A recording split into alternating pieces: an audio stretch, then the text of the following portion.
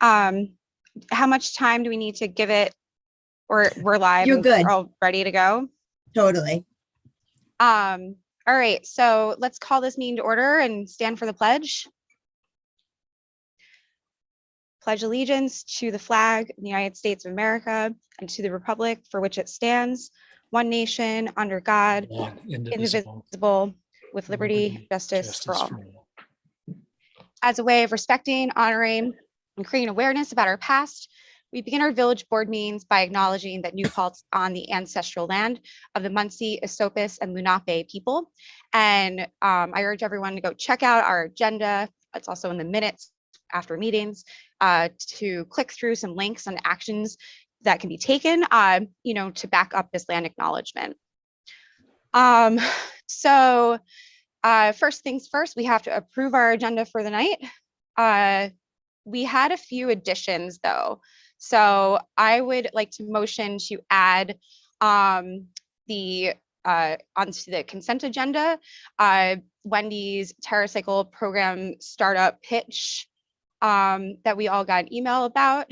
And I would like to add to the business agenda, discussion items for both the laws that are in public hearing. One is the unreasonable rent increase law, and the other is good cause rental renewal to augment the unreasonable rent increase law.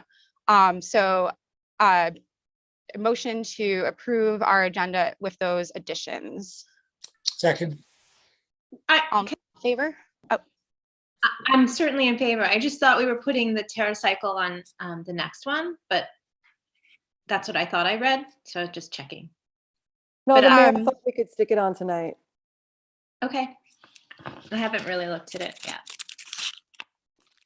Well, I'm down. I just wanted to make sure. Okay. If everyone's down with it, then we can, yeah. So we had a second. Sorry. All in favor, aye. Aye. All right, announcements. Did any of you folks have any announcements for tonight? I have something quick that's in development. Is last couple of hours been speaking with our supervisor, Neil Batez, and looks like we're going to have another rapid COVID test distribution event. We're tentatively scheduling it for Saturday at 9 o'clock at the Ulster County Fairgrounds. But look for that announcement, confirming that we'll put it out on Facebook, on our Facebook page, and as well as on our website. So hopefully that becomes confirmed by tomorrow morning, but that's coming up. Thanks, Bill. Yeah, Alex, can I add to that? Yeah, and also Sure. masks are being will be distributed as well. This rapid COVID tests, those the KN95s that the county has provided us with. Awesome. Legislator Eve Walter said she wants to share something also. So Just take it away, Legislator Walter. Thank you. Just to add that tomorrow at 2 o'clock at the fairgrounds, the county will be distributing tests. 2 o'clock until they're out. So I would get there early. Thank you. In addition to that, we have our SUNY New Paltz testing site that's in operation. It's over at the College Terrace building, and which is like by South Side. And so it's open Monday to Friday, 8:30 a.m. to 4 p.m. There is a link that's been shared around for making appointments. You can also head over to any of the ways you've been getting this information to get to that link. It's a bit.ly, so it's hard to say out loud because there's a weird period, but we'll make sure everyone has that. You can also, walk-ins are accepted. There's about 225 appointments available per day and up to 50 walk-ins, and it's PCR testing. Did I miss anything on that? Nope. And Cool. and I'm particularly excited about that more so than handing out at-home tests because they're so much more accurate. So I encourage people to utilize that as much as possible. Not only is it free, but it's more accurate. In tandem, Absolutely. they're both good approaches. Yes. Yeah, we're getting all the tools out there.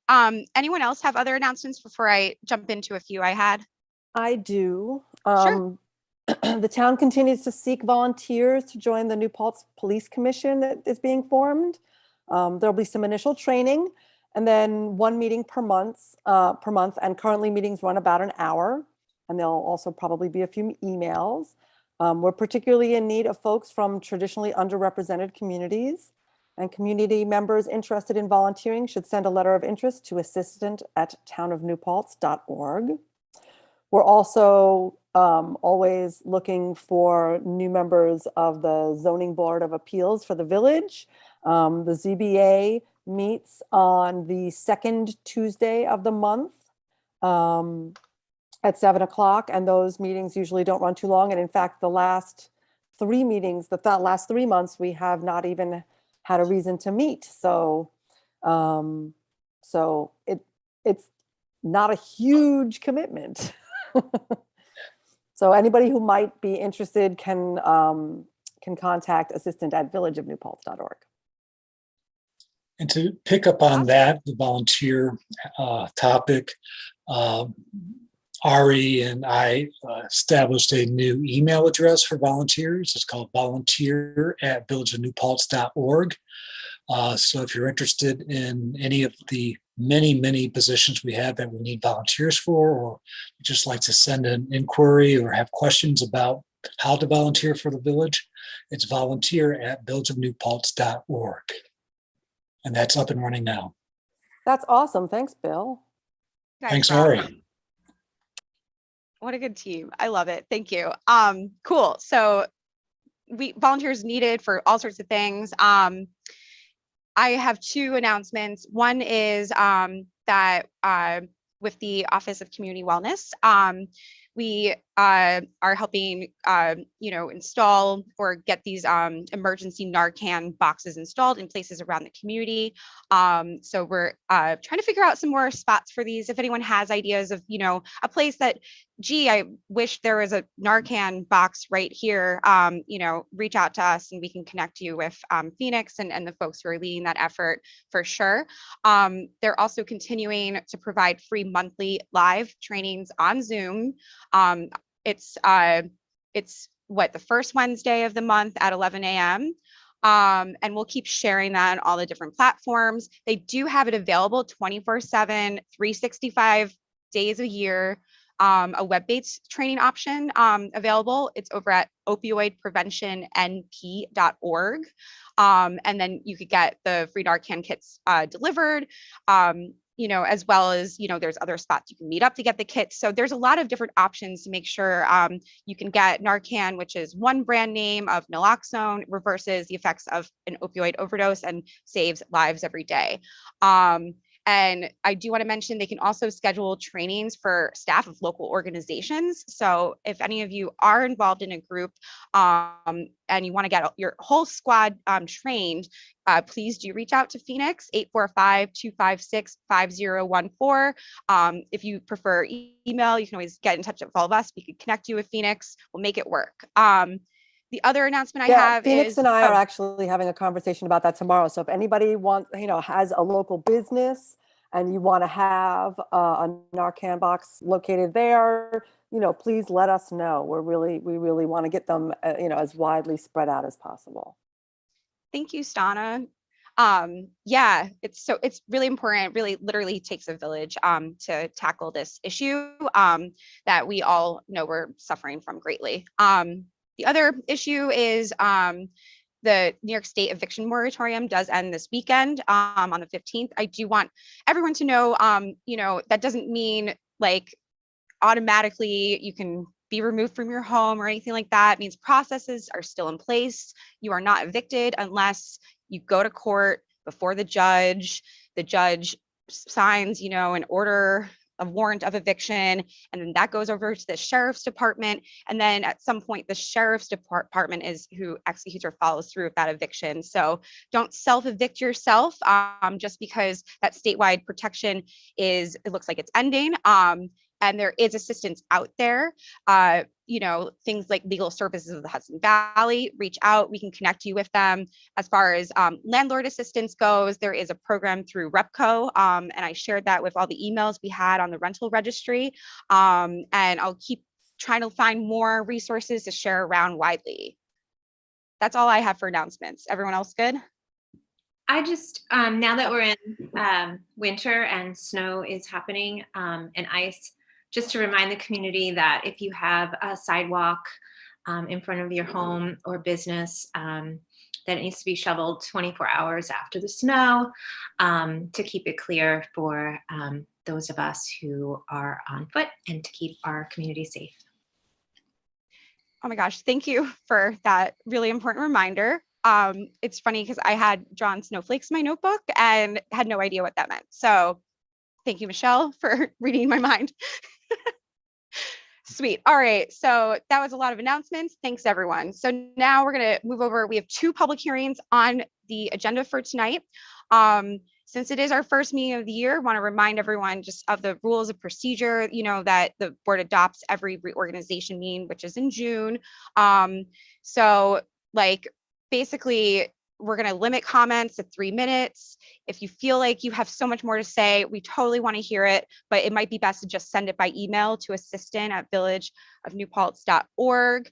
And I was going to ask if one of my fellow board members would be cool keeping time, because I don't know if my phone's going to be alive for this whole thing. If not, I can figure something out.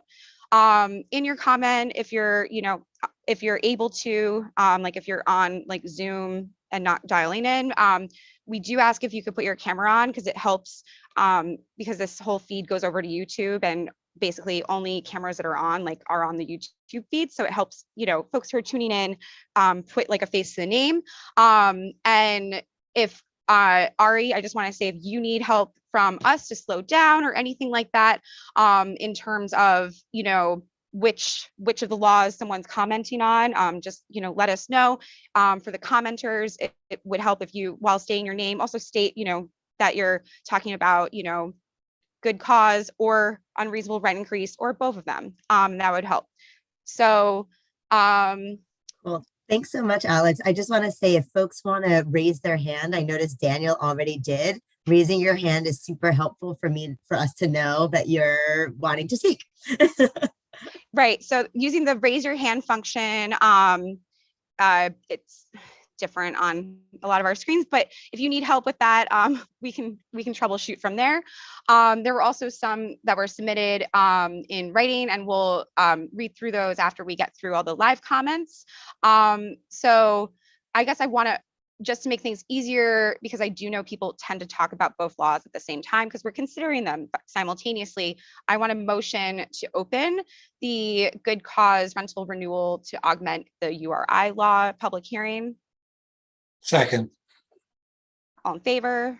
Aye. So now that's open. Unreasonable rent increase remains open from the last time.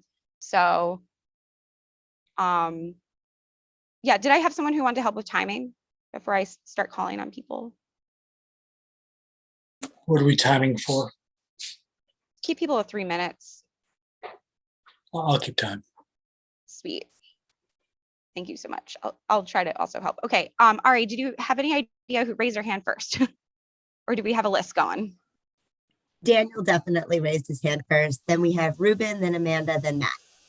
Sweet. Sorry, I don't know how Excuse to me. raise my hand, so I would like to participate, but I don't find the little hand to raise my hand. All right. So we'll just say you raised your hand after Matt. Okay, so you let right. me know when it's my I'm turn. calling you Thank then. you. Thank you. All right. So Daniel S. Can you I just think excuse Daniel me for 1 A is second? later. Someone Yeah. just messaged me and said there are people trying to get into the meeting. So Ari, just keep an eye out.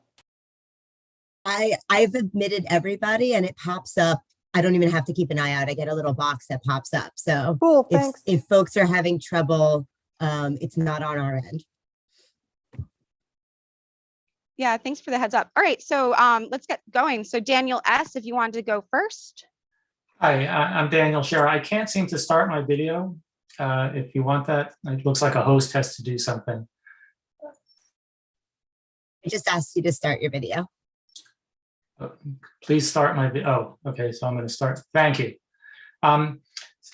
I first of all want to thank the members of the village board. I feel that over the months, I'm talking about the good cause law, and I feel that over the months that this has been discussed, this law has really evolved. I see that the version that's being discussed here, I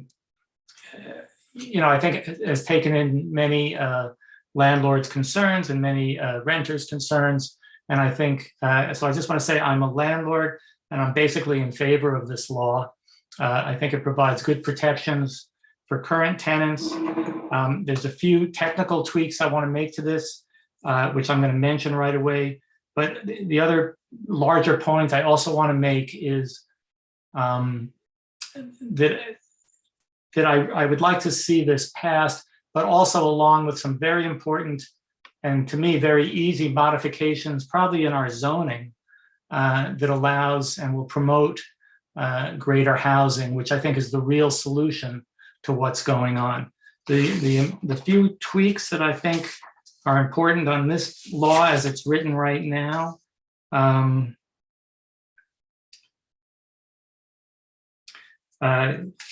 me, it's in paragraph 7, and it says that this is for landlords with less than 12 units who are going to recover a unit for their own use or for a family member's use. It says the last sentence is this paragraph shall permit recovery of only one housing accommodation. To me, it should be clear that that's, in a sense, one housing accommodation for any particular relative. I understand we don't want people emptying a building and saying, oh, my brother needs to use this whole building, but it might be that one year, I think one of the nice things about holding property is that we want to be able to give our family members a place to live also. So I'd like that clarified.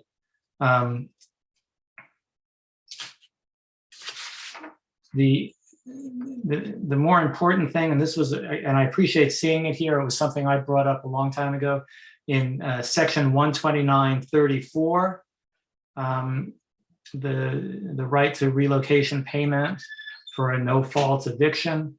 To me, in a sense, this is if like things just really can't work out and the landlord is able to say, okay, I'm giving you 3 months rent, goodbye. So that whole last sentence should just be taken out. It seems to, the whole last sentence beginning, the no fault, non-renewal notice provided, blah, blah, blah. It seems to counteract the previous paragraph, and it seems to counteract the intent of that paragraph. So those are, I'll call them tweaks. The bigger point I want to make is that, and I think this is a reasonable law, but let's be clear, it limits landlords' operation and thereby will ultimately limit some of our income, limit the value of these properties. And so I'd like to see some things that really go forward also that increase the housing stock and increase the ability of property owners to create more housing. To me, the lowest hanging fruit on that is to eliminate, I don't even know if all board members are aware of this, but in order to create other bedrooms or even other apartments within existing structures, we're limited by lot size and we're limited by parking spaces, both of which I think are inappropriate and I think should be eliminated from our code. That's time, Daniel. Okay, I've said my say. Thank you very much. Thanks, Daniel. Next, I think was Ruben. After that, Amanda, then Matt C, Rosario, and then Dan A. So Ruben.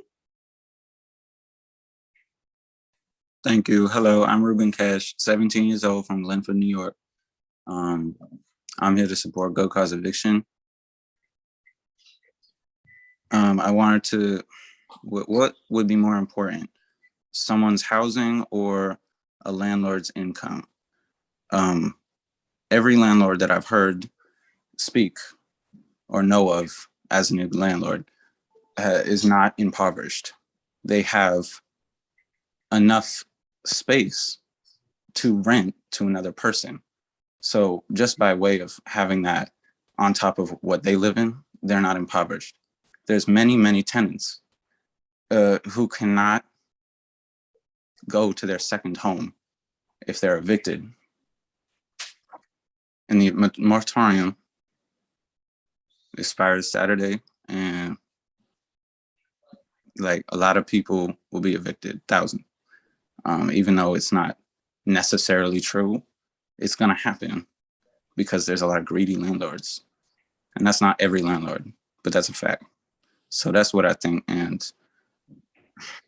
I also know that this is not gonna be voted on tonight because there isn't quorum. So I'd like to request the council schedule an emergency meeting before the 15th. So either tomorrow, Thursday the 13th, or Friday the 14th. And pass good cause eviction for New Paltz. Thank you. Thanks, Ruben.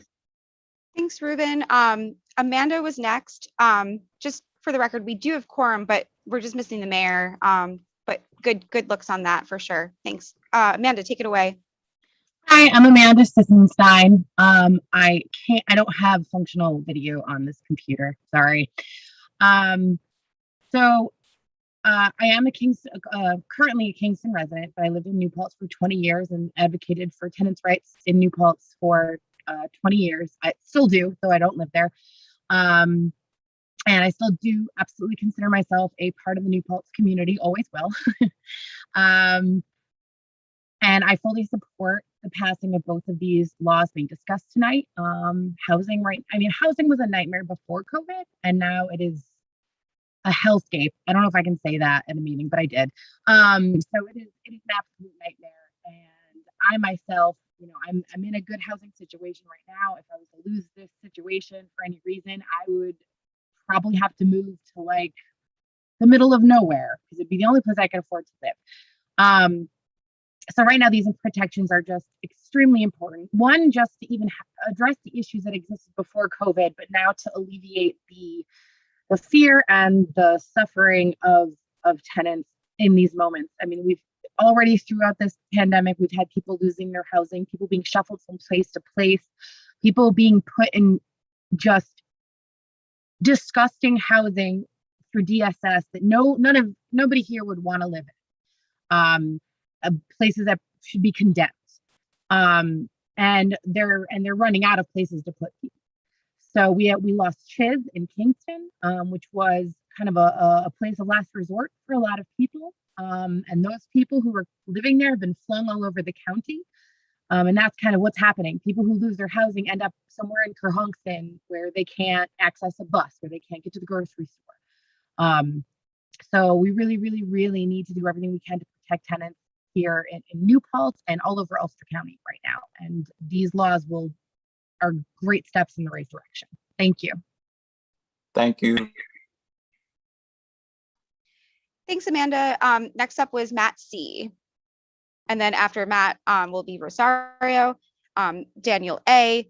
And then I see Mo, and I'll get the queue after that. So take it away, Matt. Hi, my name is Matt Carroll. I'm calling from Poughkeepsie, where we just passed good cause eviction. And I really hope that New Paltz will also pass good cause eviction before it gets implemented on a statewide level. So please and thank you. Have a good night. Thanks, Matt. Rosario, take it away. Good night, everybody. Well, I am resident in New Paltz, and I'm a tenant. And I see, so I'm here because I want these two pieces of legislation to be voted. Why? Because right now, we residents in New Paltz who rent, we are not represented by the law. So that means that we don't exist legally, and not existing legally means that we don't have rights. So I hope the members of the board be conscious of this fact. And it is on your hands to fix this situation. We want to exist legally because we want to have rights, and we want our rights to be protected. And one of our rights, human right, by the way, is to have a place, a decent place where to live. Also, I have talked with many residents in New Paltz who are renting. Some of them have received threats from the landlords, especially for the big landlords, the big companies. For example, I'm renting an apartment in a complex apartment, the owners, have a big company. Second, they are afraid to talk. Many of them are reluctant to attend these meetings because they are afraid to talk and then receive, to be evicted or to be denied the renewal of their contracts. And this is not right. This is atrocious. I'm a foreigner, and I always heard that in the United States there is democracy. The law is what rules, but in this case, I don't see anything of that. So I'm really here to speak on behalf of my neighbors who are afraid, to speak on behalf of me. And we need these two pieces of legislation, the good cause eviction and the other one, to be passed. And it is on the hands of the members of the board. We really need this to pass.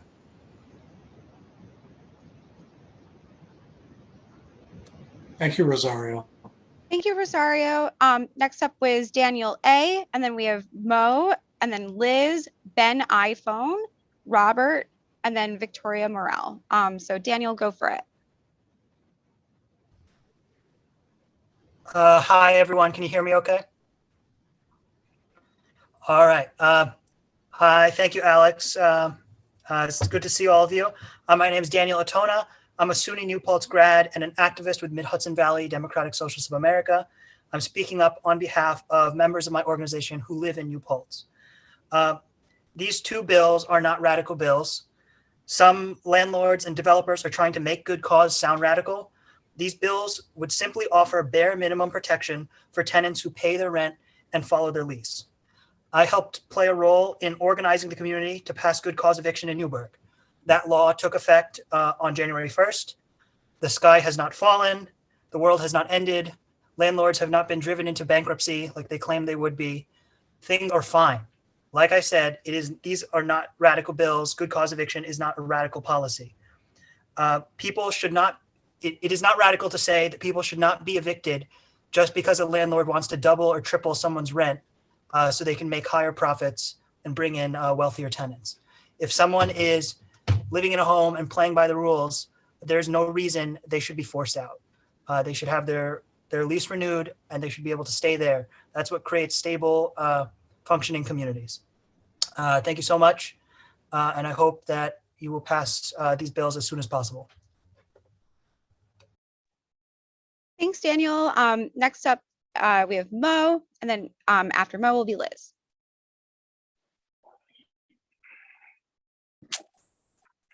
Hi, thanks for letting me speak tonight. So, I hope the board takes into consideration who lives and works and owns property in the village and not people from out of town who, although they might have good intentions, they're not representing, they're not speaking for the people of New Paltz. They might be speaking for the people of Newburgh or Albany or other cities, but I hope that the village listens to the residents of the village and the landlords in the village who pay village tax, okay?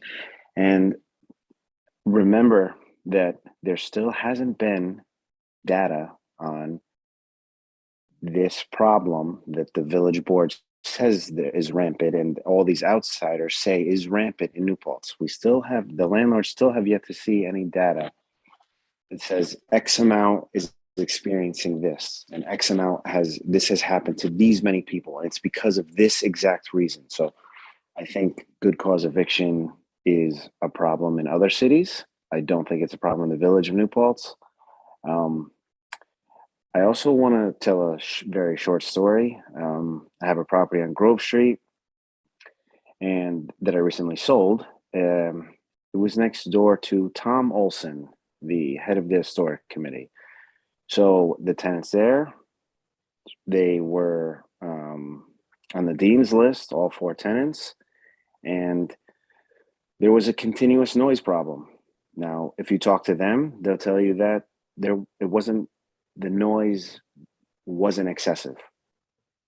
If you talk to the 6 neighbors on Grove Street, they'll tell you that the noise was excessive. The police were called 12 times. No tickets were issued. Every time they showed up, it was suddenly quiet. Tom has video of it being excessively loud. I have photos of there being garbage. Sure, they picked it up once I told them, hey, there's garbage outside. We You contacted did SUNY better New than me. Paltz. You had a lot more information. I usually just do quick blurbs. LOL.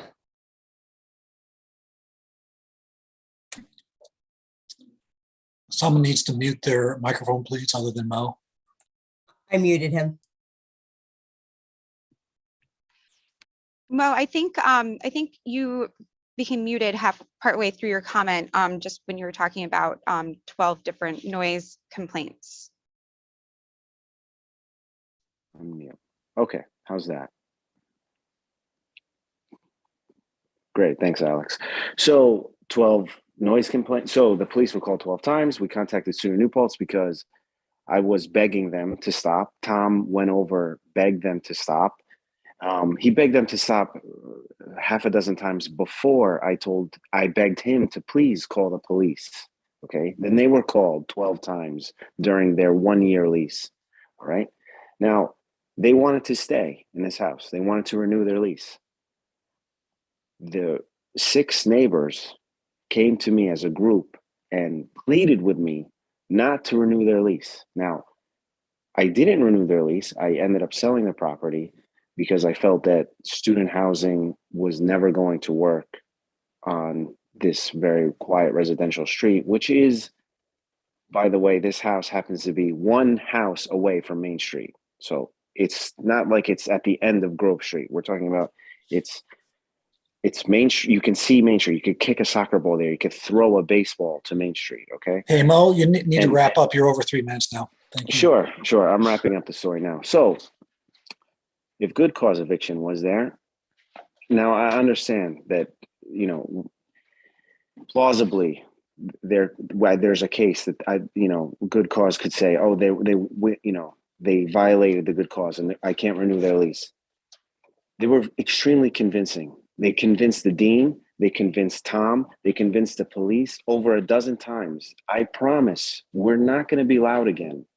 They were loud a dozen more times after all of this.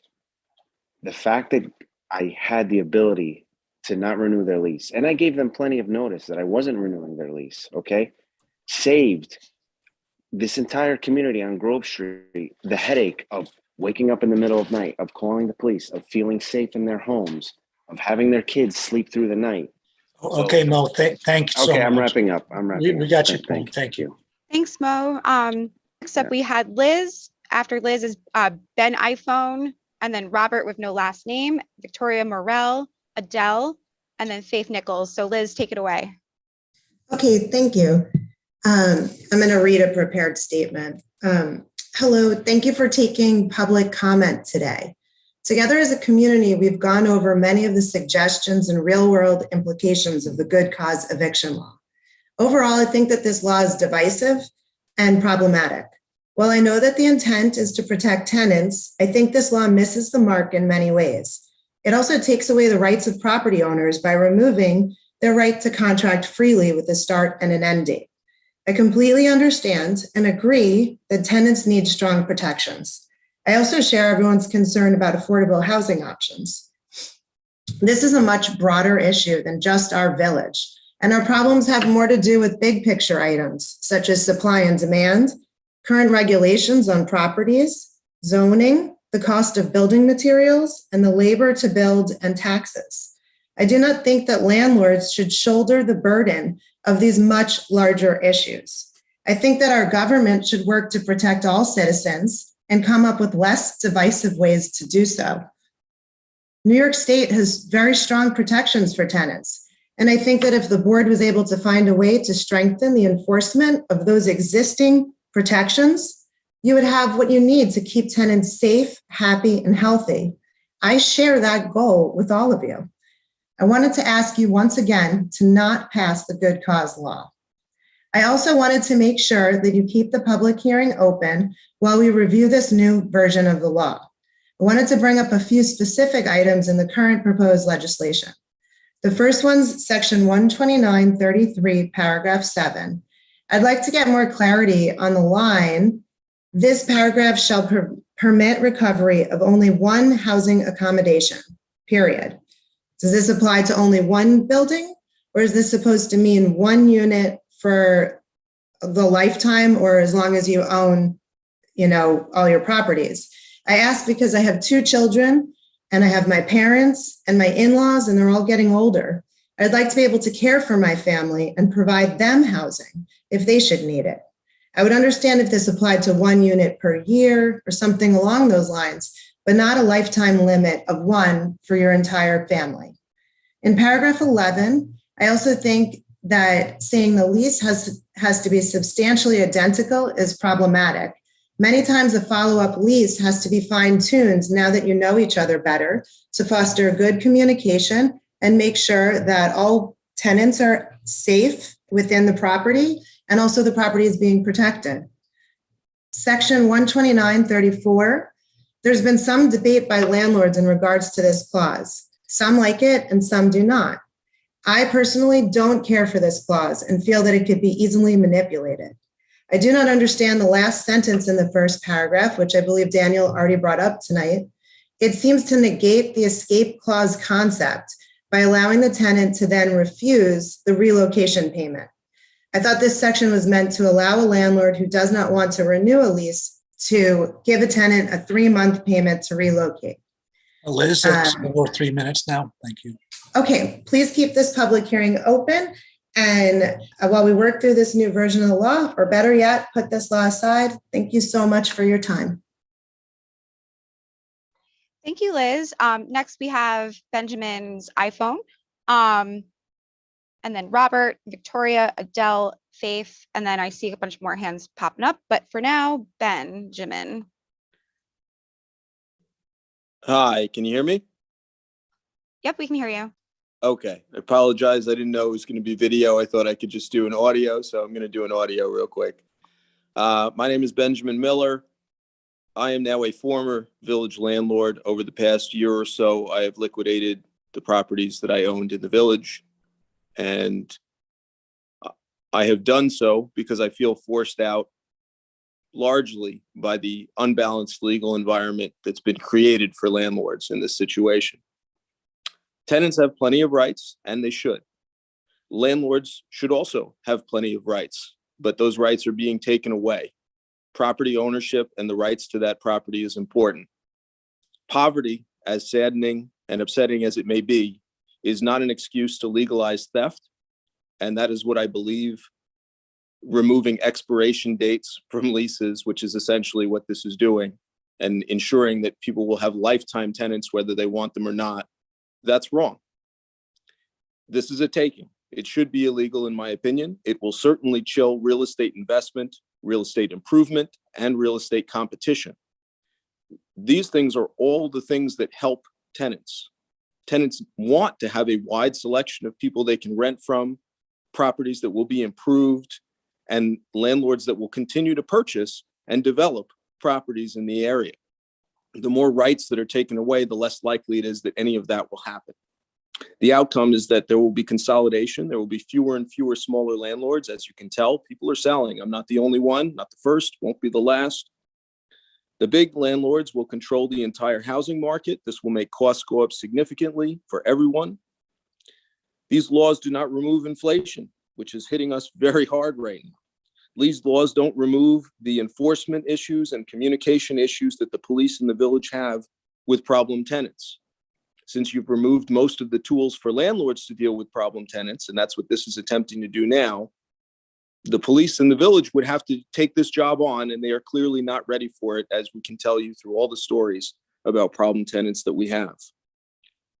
The best way to help tenants is by using good data, of which we have none right now, and working with both sides, which is clearly not being done. My recommendation is not to pass any of these laws without starting from that process first. Thank you for listening. Thanks, Benjamin. Next we have Robert. Hi, Bob Gabrielli here. Am I coming through? Okay. So here's what I want to say.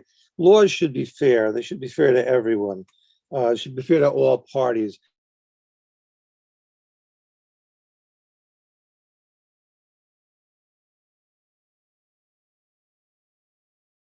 We've had 500 years of English common law that have given us just and fair process of eviction through the courts. So this law is about affecting lease contracts which have mutual considerations, expectations, and responsibilities. So what we're doing is we're impeding the opportunity for individuals to enter into a contract where with mutual considerations and expectations and responsibilities. There's three essential elements to a contract, of a lease contract. It's the consideration, the start date, and the end date. The consideration is the rent. How much rent are you going to pay? The start date is when it starts, and the end date is when it ends.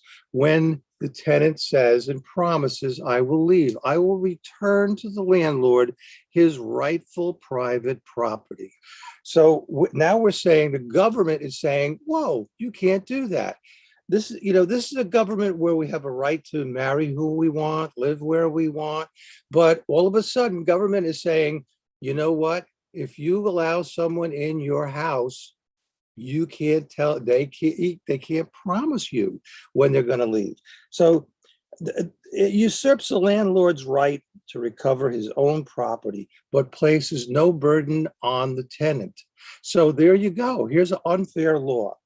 So I also want to say that you have findings in here. Your findings, I think, have not been substantiated at all. I don't think they are substantiable. The thing I want to say is if you want findings, look to New York City.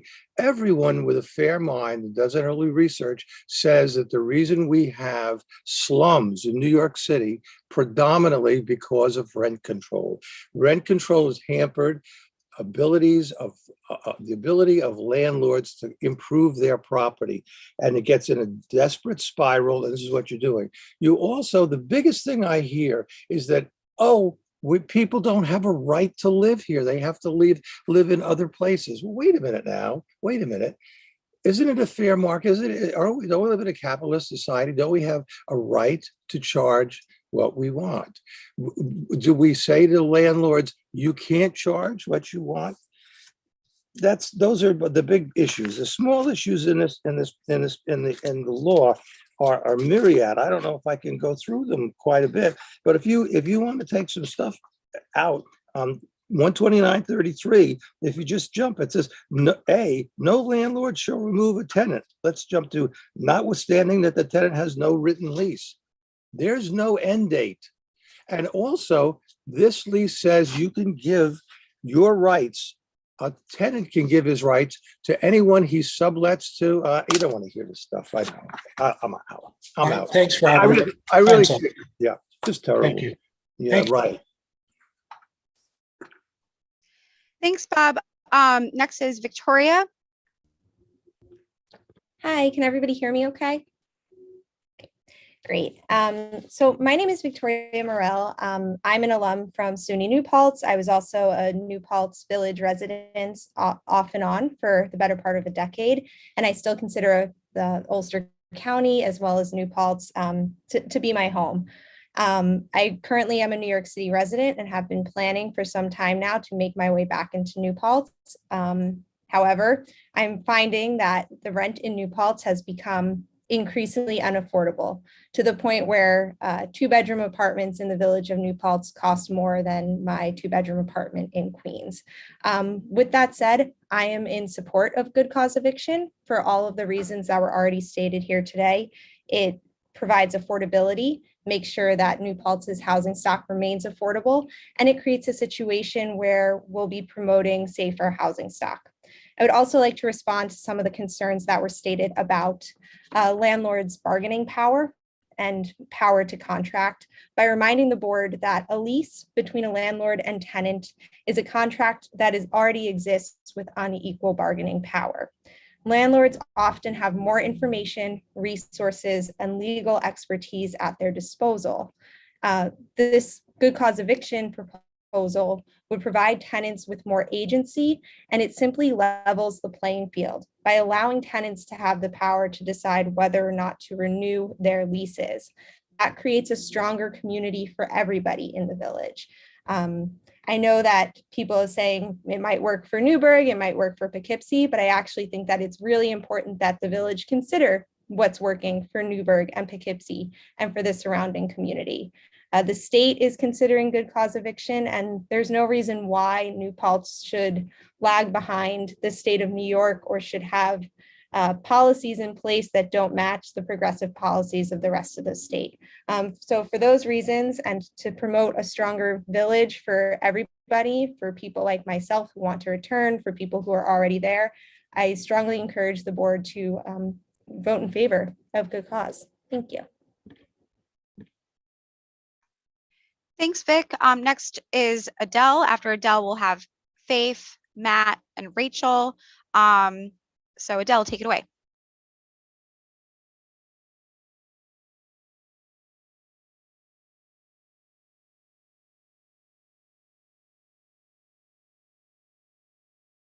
We can't hear you, Adele. Hey, all right, better? Thank you. So I noticed, I was just taking a few notes on what people were saying, and I did notice that only one person was a tenant here in New Paltz that spoke. And the idea, I mean, I would like to move back to Brooklyn, where I came from, and hope that the rents there would be great and I could afford them, but that's not the case. And also the other thing, before I bring my separate points, I want to say to the one young gentleman that spoke first, that the eviction moratorium has nothing to do with this law. They're just not related. I don't know how people think they're related, but they're really not. This law that goes into effect will only affect people whose leases are up now. Nothing is going to change on January 15th if this law gets passed. Okay, so then I have some specific things about the law I wanted to talk about. And they are section 129.33. And that's when a landlord needs property for personal use. Liz brought up my points exactly. I also have a large family. I would love for my son to move into one of the houses with his daughter so that they could be close to me. When I move back into one of my rental houses, that would be 2. That's not allowed here in this law. Also, the whole age thing about 62 years old, we have a lot of senior landlords that also would like to move back into their houses. 62 is a very young age today. This is not the 1950s. People are still working. People can still find other housing, and landlords should be able to claim their houses back for their own personal use. So I think, and limiting like one property, I think that has to be clarified a little bit better. The other thing was section 9. I was sure that the board agreed that in order to get a house ready to sell to a family, it often needs to be vacant, especially if the tenants are messy. If you want a family to move in and it was previously a student rental, it's just never going to work. And this law says that you have to, it's a little bit softer than the last version, but it still says the house has to be marketed already. So, or ready for market, which doesn't work. And I was sure you all agreed with that. So I don't know how it got back in there. Another point is the substantially identical lease in section 11. This is just not workable. Sometimes leases need to be adjusted. Even if you want the tenants to renew, it could be the price of fuel has doubled, or the tenant's usage of water has tripled, or they won't move their cars so that the plow truck can get in, and now they have to take care of the plowing. Substantially identical lease really should be removed from that clause. It's just not workable. It's not workable. Adele, you need to wrap up. Thanks. Okay, so the last thing is the payout clause. I'm against it. I think it's just going to be abused. And the the very last thing is the rent increase law. I didn't read the new version because I only first saw it today, and it's a public hearing, so I don't really know how it got on the agenda at the last minute. It wasn't on the agenda on the website, the increase of rent law, so I didn't even get a chance to look at it. So I hope you keep this public hearing open and give people an opportunity to go through that and come back and speak and make some of the adjustments to this law. Thank you. Adele, can I ask that you email us the specific pieces that you had, because you didn't give us which what the numbers for the paragraphs were, so I can have a closer look at that. And also the reason why it wasn't it was just an oversight that it wasn't on the agenda for tonight, but it was a continuation from the public hearing of last time. Nothing has changed. Okay. Thank you. Yeah, it remained open. Thanks. And Stana, I wrote down those notes too. So I'll follow up also. Yeah, because I Next just up, want to look closely at what she suggested. sweet. Yeah, thank you. Next up, Faith Nichols, and then I see Matt with no last name, and then Rachel. I do see Ruben, your hand is up again. I don't know if it's still up from before or not. But for now, Faith, take it away. Okay. Okay, I'm really confused because we're having a meeting tonight to discuss this whole issue. And we've had how many now? 10, 15 meetings? And we've come to no conclusion or any acceptable resolution. I live in a housing complex, love it, wonderful. But we're talking about two different things here. We're talking about student housing and housing for those that are older. I don't want to say senior because that, might age me. But we have to come to some decision here. Is what are we talking about here? Student housing or senior housing or housing for older people? Because when I saw my increase, my rent went up 15% in the last 2 years. Okay, great. What did I get for it? Nothing. I mean, I still get the same services, same cruddy rug, all that. But then we're sitting here and we're talking about the rights to evict and noise. And so I think we need to divide this whole thing into two separate categories. What are we doing for student housing? And what are we going to do for elder housing or senior housing or family housing? We have families here and they've had to move because they can't afford 15% increases. And the no eviction clause means what? If somebody could explain that to me, that'd be great. And so that's all I've got to say. I think we're talking about two different variances here. Thank you, Faith. I'm finished. Faith. Thank you, Faith. Yeah. Next up I see was Matt, and then Rachel, and then if Ruben had a different comment about about a different law, we can circle back. Take it away, Matt. Hey everybody, Matt Eiler. I think you all know me by now. So I'm just jumping in as usual, but I guess I'm kind of two minds on this whole thing.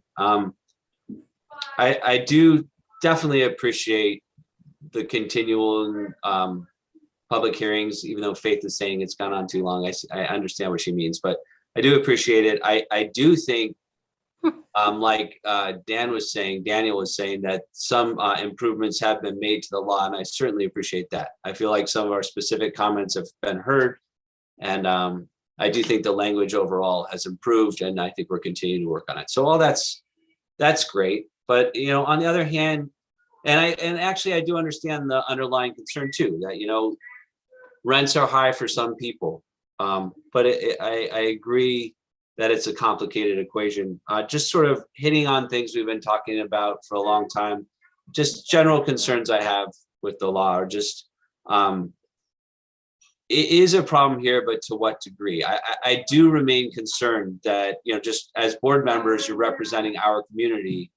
And I do question whether a lot of the impetus for this is coming from outside our community for political reasons. And I guess there's nothing fundamentally wrong with that, but I just hope that you take that into account. It does seem that a lot of the energy to push this through is coming from outside. I am concerned, being a commercial real estate broker and being aware of what's going on behind the scenes with what the landlords are thinking in terms of their investments, that this, not just this law specifically, but the suite of laws and the general push, I am concerned how it's going to impact both the makeup of our local landlord community and also the attitude of our local landlords. I've gotten to know a lot of these landlords through talking to them during this process, some of which I knew well and some I didn't know at all. And, I understand that there's bad landlords in New Paltz, of course, but there's also a lot of good people out there. And just because they're trying to make money on their investments, I mean, there's a lot of stories I've heard behind the scenes of people really working with their tenants and being good community people. So I am concerned with the trends towards, is it going to be larger landlords coming in because they're the only ones that can sort of handle it? And then lastly, and I'll finish up, is something I think I brought up on the very first meeting, which is like, even if these things are well-intentioned, which I fully believe they are, I think all 5 of the board members have good intentions. You got to be careful of the unintended consequences. And one consequence that I know is going to happen is that if you make it harder for landlords to operate their business in the way they want to, they're going to be more careful about who they allow to be their tenants. And if they're more careful about who they allow to be their tenants, what are they going to do? They're going to pick tenants that wouldn't have had a problem getting a place in the first place. And the very people you're trying to help, the people that are maybe struggling in one way or marginalized in one way or another, are going to end up, it's going to make landlords less willing to take a chance on such tenants because they feel they may be saddled with them. Anyway, I do appreciate what you guys are doing. And I just wanted to kind of show both sides of it. Thank you very much. Thanks, Matt. Thanks, Matt. Next up was Rachel.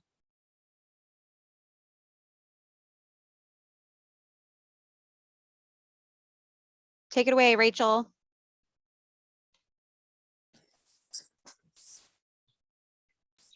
Hi, my name is Rachel. I was a resident of New Paltz for 20 plus years until December 31st.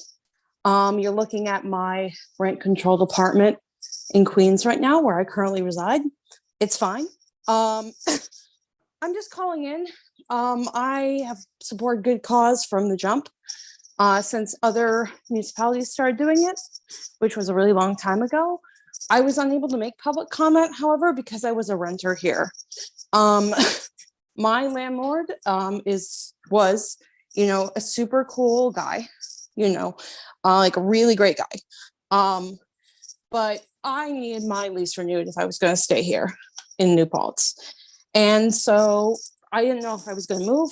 I couldn't come to these meetings because, he seemed great, but I didn't really know him.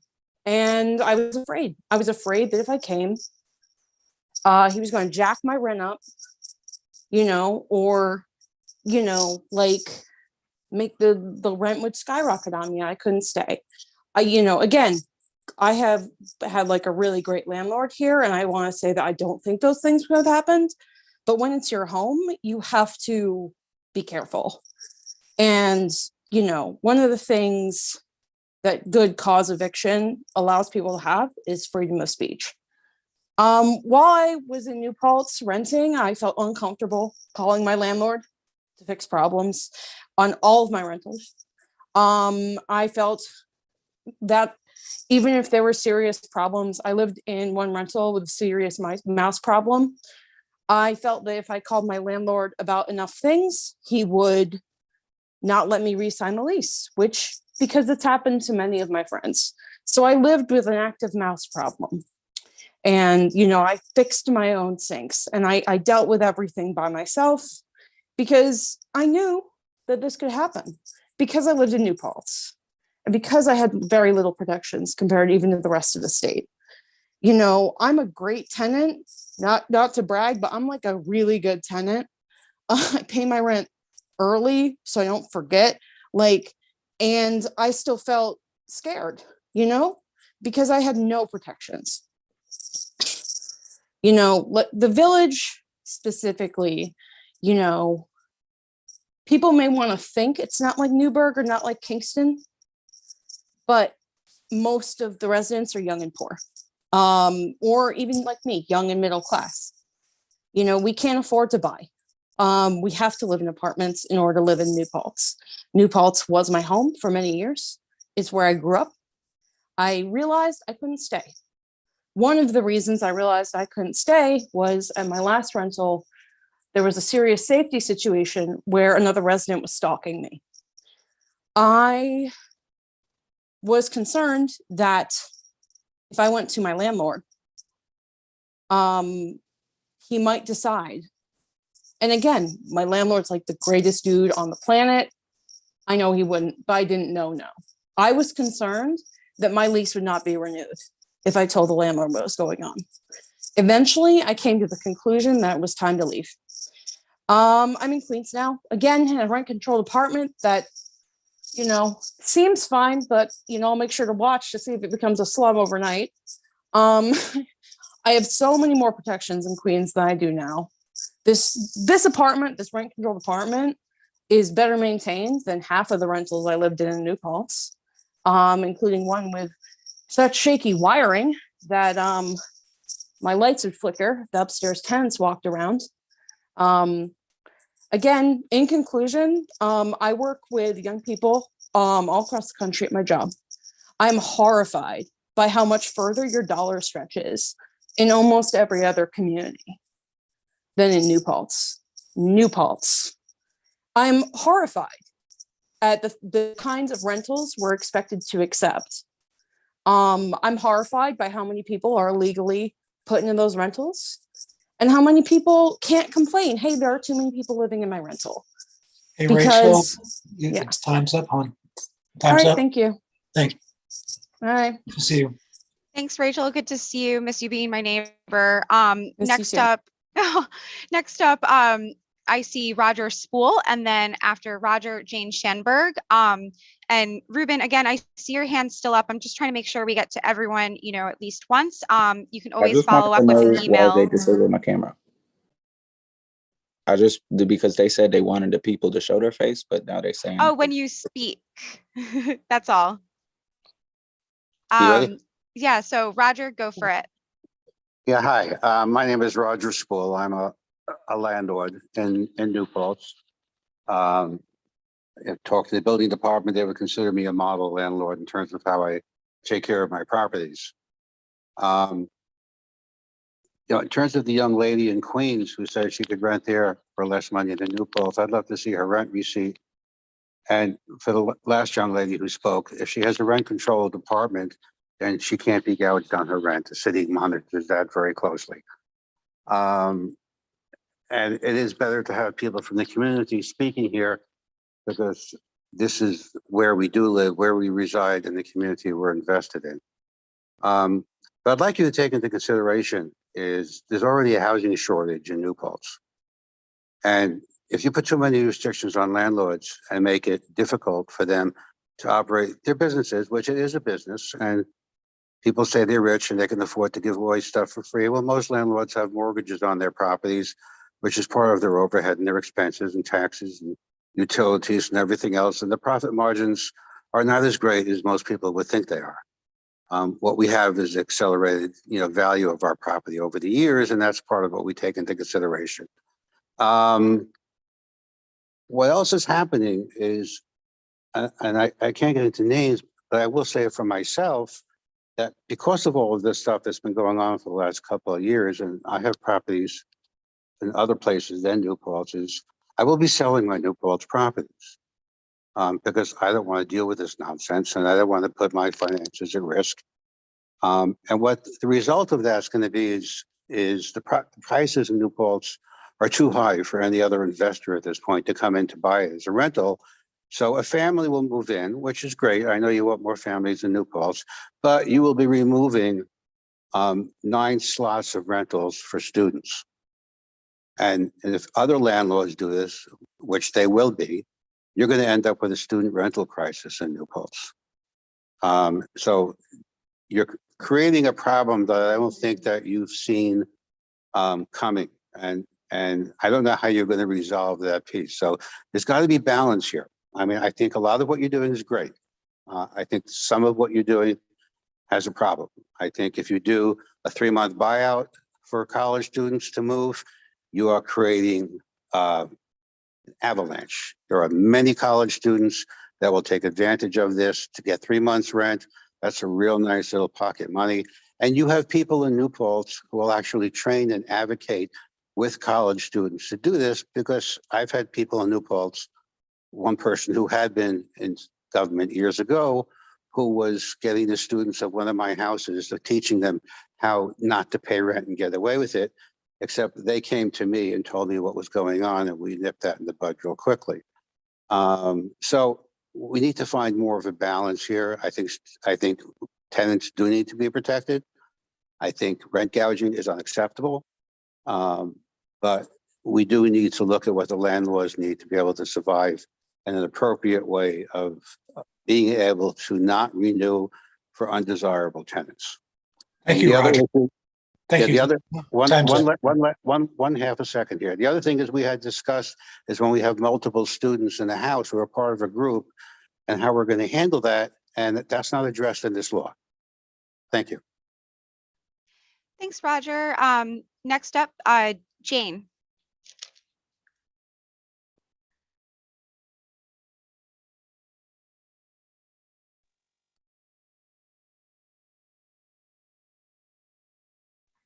Jane, if you- Yeah, Yeah, I'm there you go. unmuted. Could you start my video, Alex? I accidentally declined it. Can you? I think I just did it. Okay. Very Awesome, good. sorry. All right, here I am. Thank you very much. My name is Jane Schanberg. I have lived in New Paltz for 18 years, 4 years in the village across the street from SUNY. So I actually am a resident with some track record of what's happened in town. I want to start by saying I reread the law and compliment you on cleaning up the mess that was there before. This really is not gibberish any longer. It reads like a law, and I think that's very, very good. That's the good part of it, but there are some unintended consequences that I want to talk about tonight, because as a village resident, my lease is renewed in the 1st of February. And I have had a 15% lease rise, which is double the current 6.3% inflation rate for this year. Next year, I will have an additional 5% lease rise, which is 20% in 2 years. Now, I'm a senior citizen, and fortunately, I can withstand that. But some of my neighbors who are senior citizens cannot, and they have had the same kind of rise. And this started when this outside pressure group was brought in to push this law through. And it is very, very annoying, because my lease rises up to now for the past 3 years were very modest, $50, $100. This is $300 a month for me, and it will be $400 a month for me. And I negotiated with my landlord. They would not give 1 penny. This is market rate, somewhat because of Zero Place, although it's not actually market rate, because the competition for my building includes electrical and internet, which is about $200. So if I was to knock 200 off the 300 rise, I would be sort of in the zone of acceptable. So this is an unintended consequence. It is not helpful. And I want to say something else. This is an out of scale rent for New Paltz. This is almost Chicago rent, or rent in a larger city. And I think that we have to face a fact here, which is not fair and it's not happy. I'm certainly not happy about it. I don't think anybody is. A lot of people are simply being priced out as a result of the pandemic and the huge financial changes that are going on in our culture. I don't know, and in our country, and in the political and economic situation of the country. People are moving up from New York. They sell their $1 million apartments. Their $350,000 houses in New Paltz are cheap. New Paltz are cheap to them, and the out of scale taxes are not a problem. It's one reason I have never bought anything, and I continue to rent. But I am paying much more than I should be as a senior citizen. Jane, time. Thank you. Okay, well, I thank you. Yes, and I believe it's a result of this, and it's an unfortunate result of this. Thanks, Jane. So I don't see any other hands up in the Zoom. There are some folks who joined us late. So if you did wish to speak in the public hearings, the two that are open about good cause eviction and unreasonable rent increase, you can raise your hand and speak. Oh, Maggie just raised your hand. And then we'll do our best to summarize the comments that were submitted in writing. So Maggie, take it away. Oh, good. Thank you. Let me find my little notes here. Thank you. I've been to some of these meetings and expressed my opinions about good cause eviction and unreasonable rent increases. Certainly, most landlords think that rents can be unreasonably held down, and tenants feel that rents need to be reasonably held down.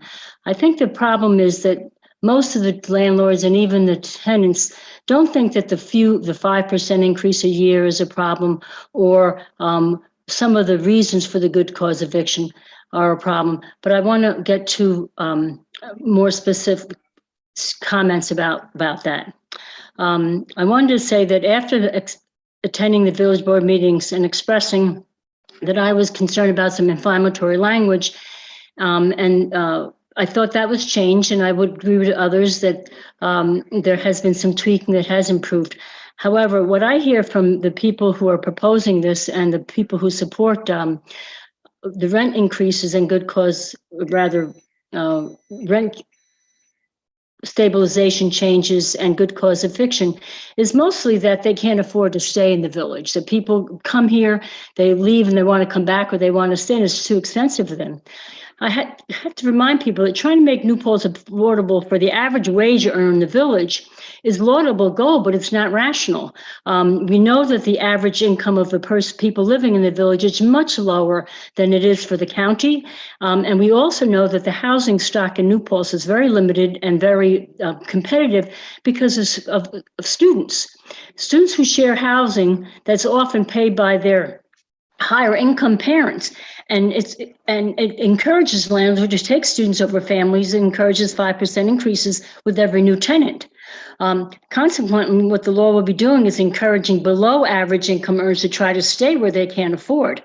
Undoubtedly, there are some unconscionable rent increases that need to be addressed, and most landlords I have spoken to agree that these abuses should be stopped. Essentially, however, the proposal will encourage proactive increases, as we just heard, to assure the accumulation of revenue to offset anticipated proactive difficulties, and any proposed increases to cover those proactive difficulties that landlords anticipate. Alternatively, landlords with student housing will sell to the highest bidder, as you already heard, from outside the greater New Paltz area and from the New York metropolitan area. Most agree, as I said, that the 5% increase is not a problem. What I hear, and I have experienced myself, I'm only renting one or two places in my lifetime to anyone, is that there's a problem when there's continual nuisances. We heard Mohammed talk about that. I've talked about that before. Having a continual nuisance that you cannot address quickly and expeditiously, where that is a nuisance for the tenant, they need to have their complaint addressed expeditiously, and the landlord has to have their complaint attended to expeditiously, is not addressed in this law at all. The courts repeatedly do not address the recurring and insidious problem that nuisances have, both for the landlord and for the tenant. So I think that, what should be included in this with much more careful study is a system of assuring that there'll be Maggie, Maggie, your time expeditious. is up. Okay, well, Sorry to interrupt. Sorry, but your time. okay, I'll 30 seconds then. You know, you have to assure tenants and landlords swift and timely grievance procedures to settle disputes. It'd be irresponsible for you to do this because what you're going to do is create housing nightmares, housing court nightmares for the landlords and the tenants. So fix a settlement dispute process in this law also. Thank you. Thank you. Thanks, Maggie. Okay. So I don't see any other hands up. Well, I see Adele's hand up, and I know Rosario also had emailed me asking us to speak a second time. I think it's good to just keep it at one chance for everyone, but wanted to, you know, defer to the rest of my board. Are you comfortable with that, or should we say it's okay for folks to speak I again? think, Like they can email us. I think adding written comments at this point would be great. Yeah, That let's go makes through sense those to me written too. comments. Sweet. So yeah, I just, think you know, I think what if I'm incorrect, please let me know, Bill. But I think what Bill is saying is that if they have additional comments, that they can write them to us. oh yeah. Yes. Yeah, so I was gonna say, you know, you can reach the whole board, vb@villageofnewpaltz.org. You can reach our wonderful assistant, Ariana, who's at the helm and gets everything in the right spot, just an assistant at villageofnewpaltz.org. And Ariana gets the ones that go to VB. So would you guys want to help me quickly summarize the comments that were submitted in writing?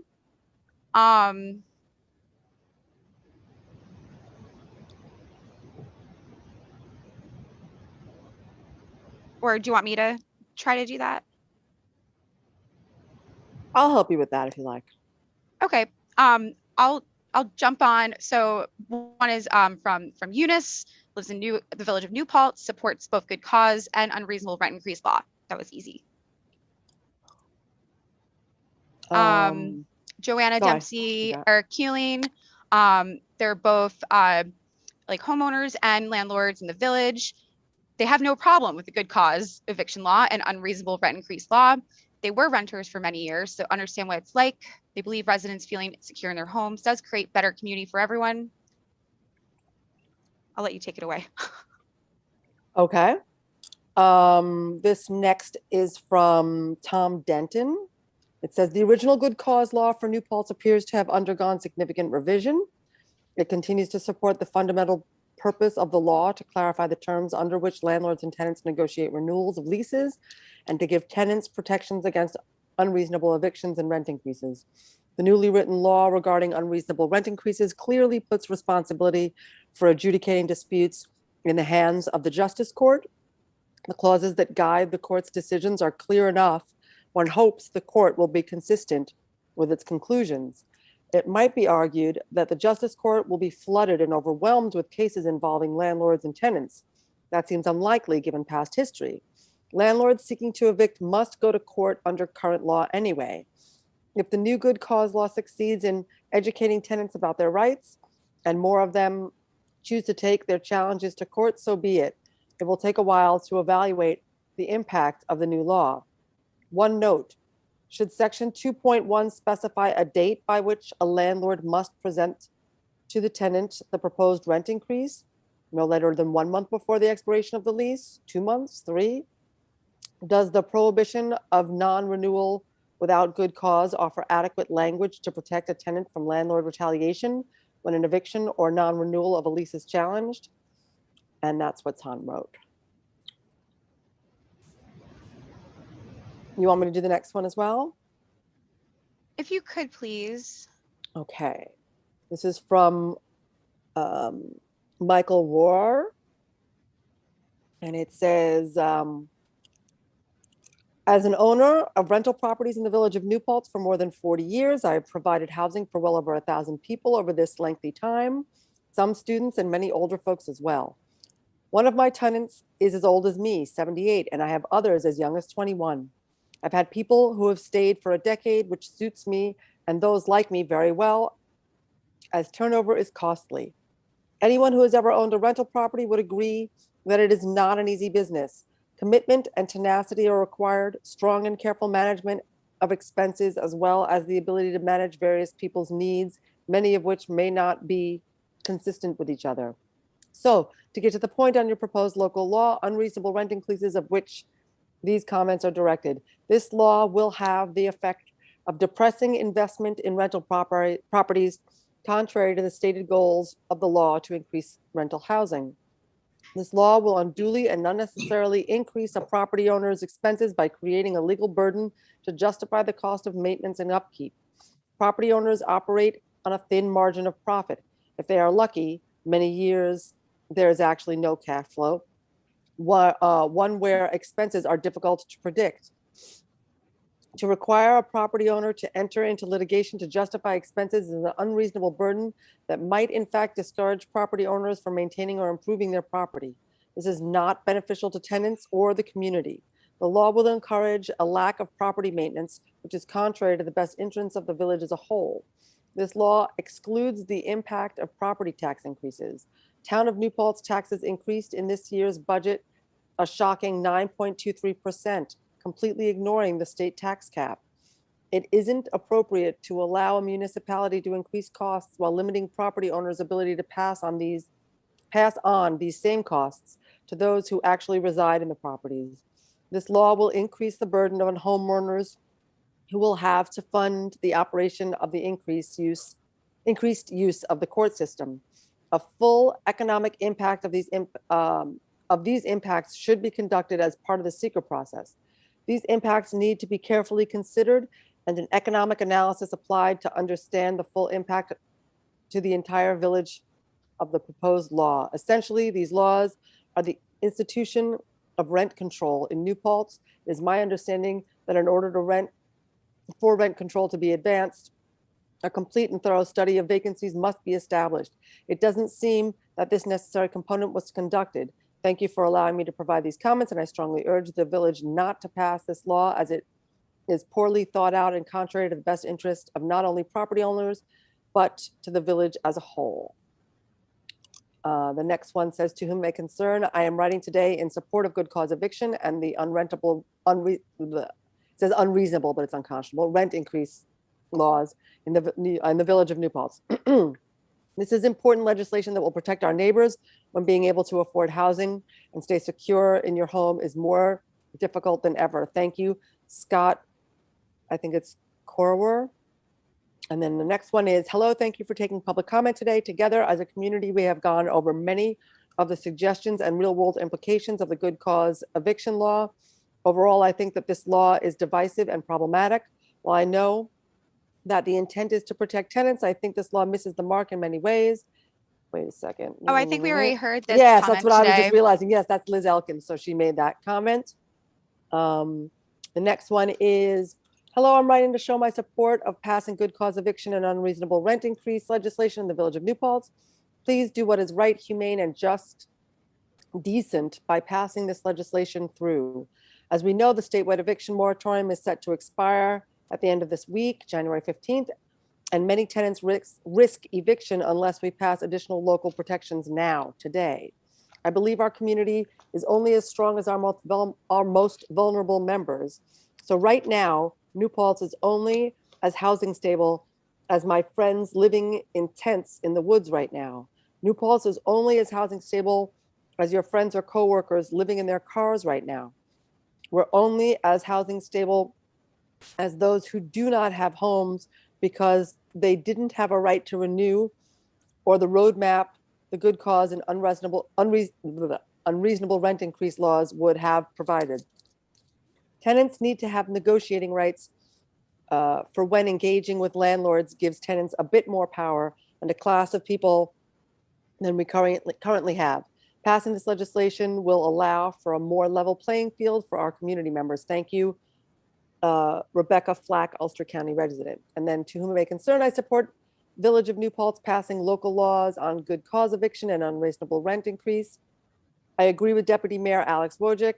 We are only as strong as our most vulnerable members, only as housing stable as my friends living in tents in the woods right now, as your friends or coworkers living in their cars right now, as those who would not have homes because they didn't have a right to renew, or the roadmap the good cause and unreasonable rent increase laws would have provided. Sincerely, Phil Erner, City of Kingston. And that's all we got. Sweet. Thank you so much. I know that was a lot to read. You crushed it. Thanks.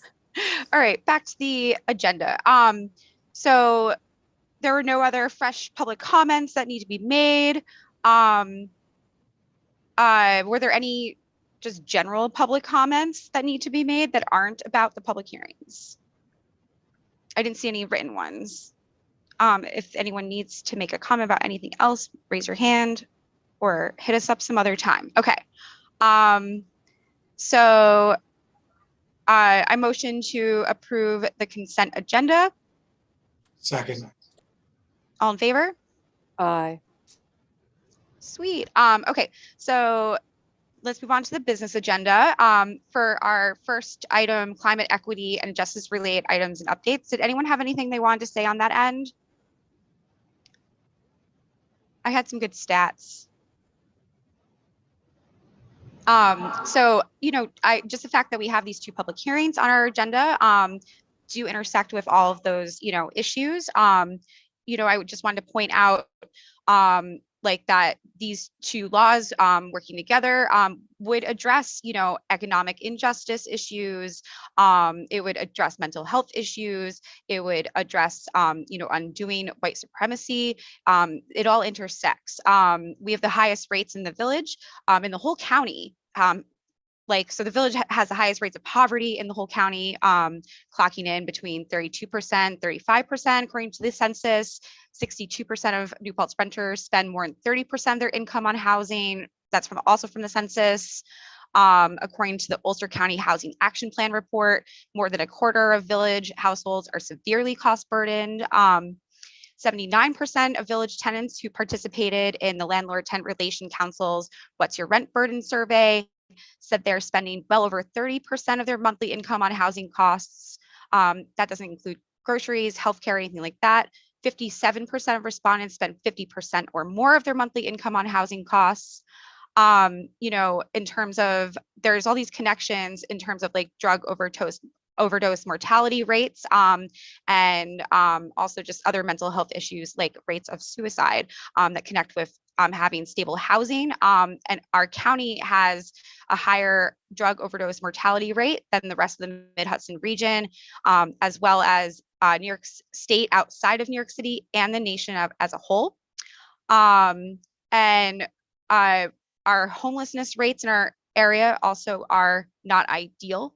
And I do want to share higher levels of eviction rates have consistently been associated, according to a couple different studies I've been looking into, higher rates of mortality across 6 of 9 substance use categories studied. And just wanted to make all those connections in our agenda for this one item. Number 2. We have 2 different resolutions for basically the Historic Preservation Commission. One is, how do I even summarize this? One's a resolution for the downtown district. The other is a resolution to change the name of our Historic Preservation Commission to the Design Review Board and Historic Preservation Commission. I'm not sure if anyone wanted to share any info on these items. I see Tom Olson's here, so. Yeah, Professor, if you wanted to say anything. Or Tom, sure. Sorry. Yeah, thank you very much for squeezing this in this evening. I want to tell you right up front, I don't necessarily expect a vote tonight. I was thinking of this as a chance to have a conversation about these drafts. It's not a format that I'm super familiar with, so if it looks laughably wrong, please forgive me, but I was trying my best to adopt the resolution format. You know, basically what I wanted to say, and I'll just say this in a minute or two, things are clearly churning in the village with respect to housing and architecture and just kind of the future of the residential part of our community. And just everything continues to point in the direction of the sensibility of having some greater control and guidance when it comes to what's happening with our architectural past. So that's really what the first resolution speaks to, is moving ahead with the downtown district.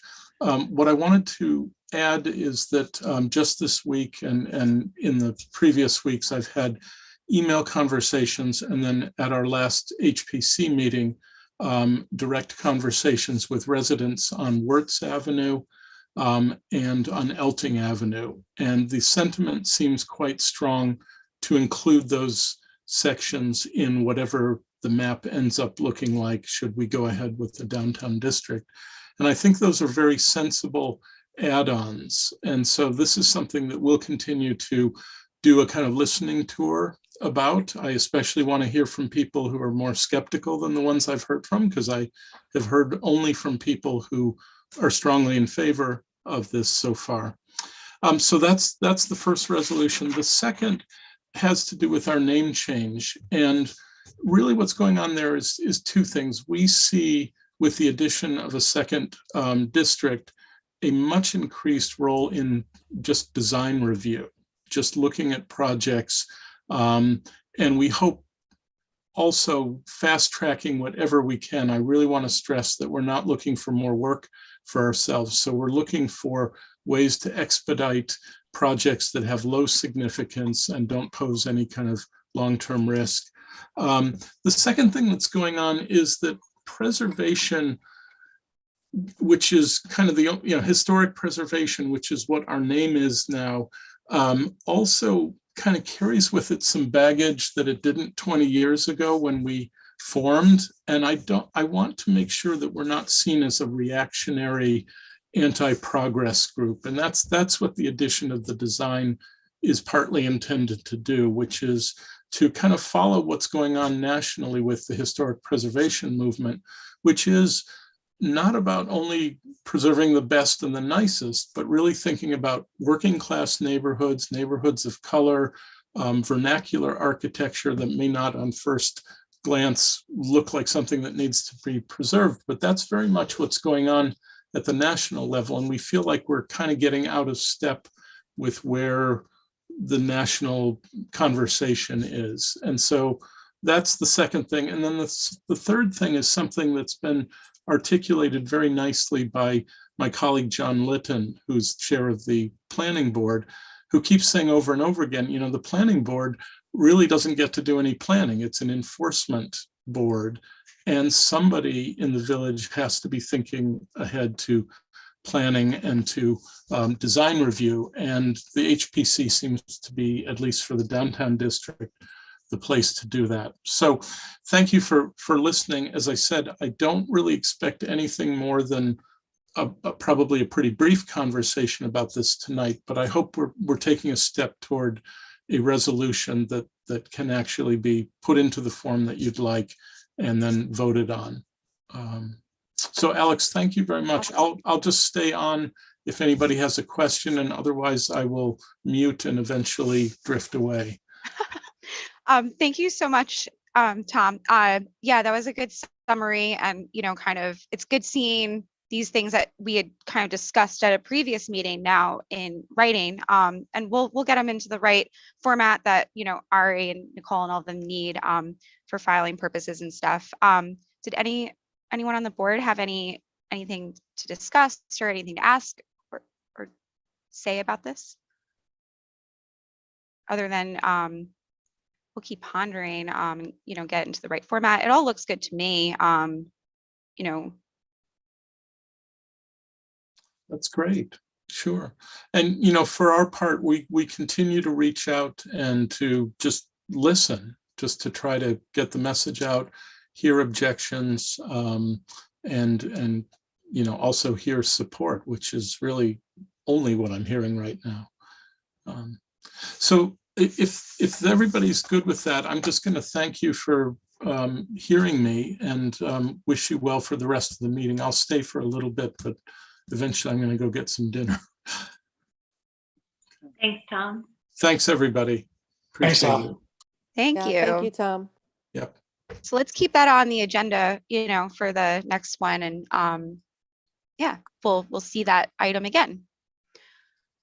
Next up, we have our it's a proposed local law. And this is something that we've had as like kind of a general, idea item for a long time on our agendas about basically amending zoning maps and stuff. And this item would be to set a public hearing for it now that we've gotten it into a proposed law format. Before we go ahead and move to set this public hearing, did any of the board have anything you want to say on this? You don't have to. I just wanted to keep making sure there's that space.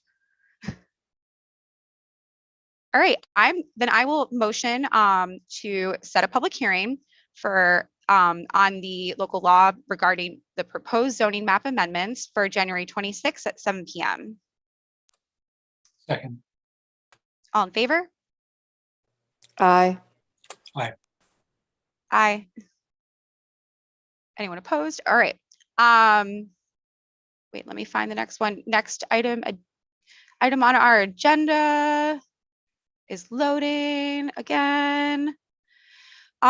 So this is from New York Power Authority. It's an annual rate election form. I'm not totally sure what our action has to be on this. So Ariana, could you yeah, I could definitely help us hop know in that? here. No worries. Basically what this is, all this form is doing is not actually locking us into anything. It's just saying that we are interested enough that this is the rate that we would be locked into if we choose to go this route. Tim and Nancy have both been back and forth with NYPA about this and are both like very on board. So all we have to do is say yes so that Tim can sign this, and then we'll actually, and it's not committing us to anything, we'll actually get that at the next meeting, hopefully anyway. All right. Yeah, any other, do you guys have any questions for Ari or for ourselves? I'm going to thank you. Yeah, that makes sense.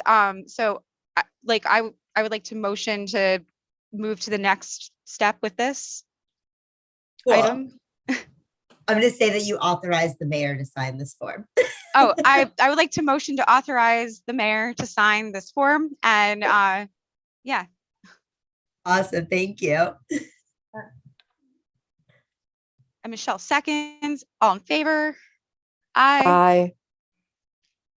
I could also speak to this because it's actually, we didn't actually do the update. I was hoping that we would update this for this meeting, but there's been so much in flux that it's like it wasn't really updatable in a final form, but I didn't want to take it off. I just wanted to let you all know that we are going to do this. A lot of the New York State stuff in terms of sick leave is still in place. So it's not really a matter of that, but this policy is just kind of like not really what the practice is at this point. And so it seems like prudent to update it. So hopefully we'll be able to do that soon based on guidance from above, wherever above is. But just wanted to let you all know that it's not there's no changes to the policy at this time. So there's nothing to actually vote on. But if you want to talk about it at all, by all means. Yeah, thanks for sticking this on the agenda. Sorry, just point of clarification. There hasn't been any edits since like April, right? No, there's no edits on this. Yeah. Okay, just want to make sure. Bill had something to say. Just, yeah, there were a couple of things, particularly when it came to the guidance on mask wearing. There's a paragraph in there stating something about cotton masks. And we know, of course, that's been changed for the last month or so as a result of Omicron and its spread. So that particular paragraph needs updating specifically. And then my other question would be, when are we going to finalize this and put it into action? Do you need help? I mean, in terms of finalizing it, it's more a matter of getting all of the information we need in order for it to be finalized. And that's been in flux. Maybe now a little less so as things have been coming to light, but yeah, it kind of needs an overhaul, to be honest. Did you say overhaul?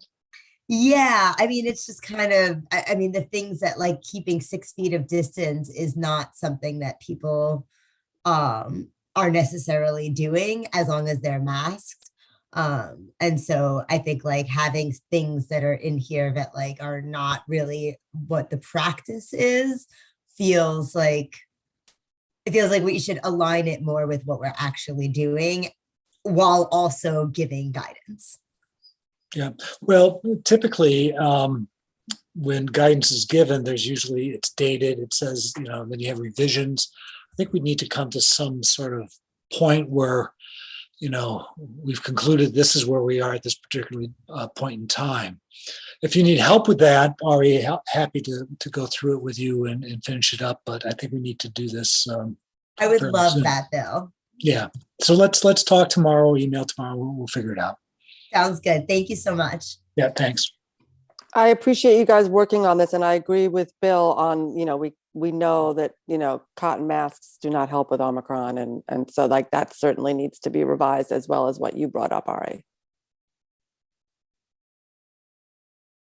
Sweet. So to be continued. Thank you both. Thank you all so much for your work on this. You rock. All right. Next item is our discussion of unreasonable rent increase. And the one after that is our discussion item of good cause rental renewal law. We didn't close either public hearing from a few minutes ago.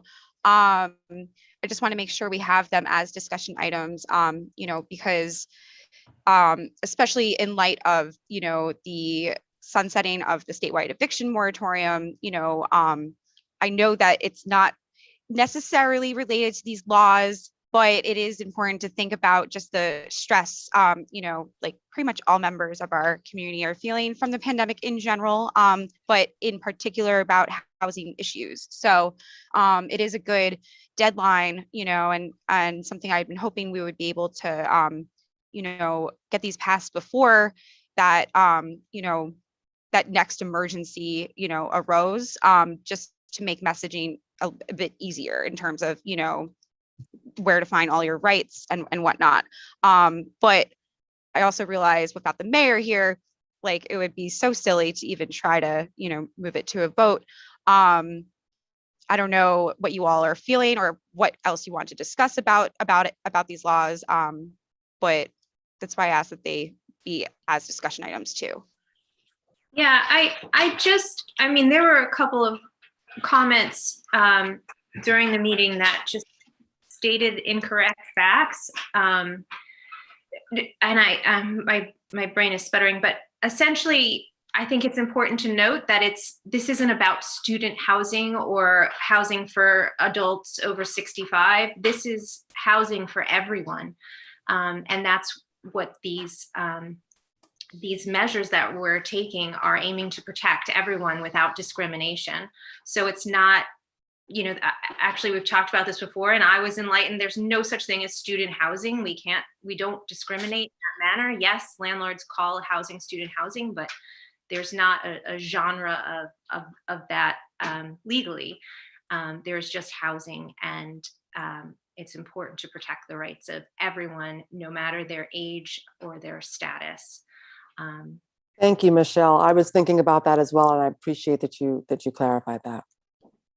Yeah, I mean, I just, I know we all feel I think we're all on the same page with these emotions, and just noting how this is such an emotional issue, and that we hear those emotions in all the comments. Yeah, thank you for responding to that point. I'm sure you can imagine how it was spinning in my head as well. Yeah, and it's been a pretty cool process. Started out with like this one beast of a chaotic thing that I presented, and we really turned it into like our own, two different laws that really speak to the different comments that we've received and different input and conversations I know we all were having in our own time, as well as at the table. I really think both these bills are just very uniquely New Paltz at this point. You know, and I personally feel any of the questions that came up tonight, like have been addressed. Noise complaint stuff is not addressed in this because that's a different section of the code, you know. It's not going to be addressed in these laws. Yeah. Did you guys have any other thoughts on this or anything? Like I wish we could vote on it tonight. You know, but I don't know I don't know how you guys are feeling, you know. I'm not personally ready to vote on it. I think we need to continue to have another public hearing with more voices involved, just to take it all in. I mean, one thing I know we've heard pros and cons to it, but we have been working on it a long time, and I think it's because, for me at least, it's to be thoughtful and to make sure what is being put together is actually going to help tenants. So that's the goal, and so that's extremely important to me, to make sure we get it right. And so it is something that can help people instead of hurt them. And you know, taking in all the comments over these weeks and months has been great. I mean, I think we all can attest. We have pages of notes, and that's great to take in all the feedback. Yeah, it's been pretty cool also, you know, how in these times where it's hard to be, you know, together, and also in you know, the history of our community, the town board tends to get all the cool public comments, you know, getting to get that in the village, you know, all this involvement from, you know, all ends of the community, in a pandemic anyway, has been pretty cool. Just want to point that out too. Anything in particular you guys wanted to discuss about these two things? And it would be nice if we make a plan. Like, are we going to leave these public hearings open? Are we going to try to push for, you know, like City of Kingston's doing an emergency meeting tomorrow to pass their laws, you know, and stuff, because we're all looking at basically, like, there is that deadline. And I don't want to push anyone, you know, but there is that scary looming end, you know, of one of the biggest protections that, you know, people have been able to use, you know, even to prevent themselves from even getting to a court point, you know, just this moratorium thing has been kind of important for folks, protecting them, and it's ending. So Alex, yeah, just a couple of thoughts. Thanks. I think the input we've gotten over the last few weeks has been really outstanding. The engagement's been great. We've listened. It's helped shape our thoughts, helped shape what we're writing about, how we're interacting with the community. I think we've come a long way since we're back in September when we began the conversations. I know the eviction moratorium comes to an end in a couple of days. I'm not very happy about that, considering it's the middle of winter. We have many months of cold weather ahead of us, and people are scared. And as you pointed out at the start of the meeting, that because the moratorium is lifting doesn't mean you have to leave your house, if your home, your apartment, because of this, if your landlord is threatening. I think that's something not to forget. The one thing I've noticed over the last couple of weeks is that more attention, particularly in the city, is being paid to good cause. And I think that's a great thing that New York City is talking about this on top of their rent control, rent regulated laws that they have in place. I think that that's going to, you know, certainly resonate up through the state. I know the state's increased their attention with it. In fact, there was a hearing, about 4 days ago, Alex, 5 days ago, in the Senate, talking about with plenty of testimony. I started listening to it today. I didn't get through the whole thing because it's quite lengthy. But the testimony in that hearing is really profound and very. Everyone should take a look if you can get it. We can put the link to that hearing somewhere as reference to get even greater ideas, greater perspective on what's happening with our good cause law.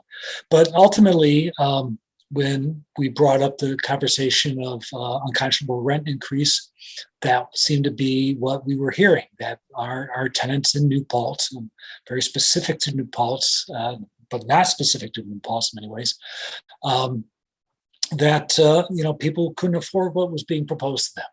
So I really would like to move forward with that, the unconscionable rent increase law. I don't think we need to vote on it tonight, particularly with Mayor Rogers not present.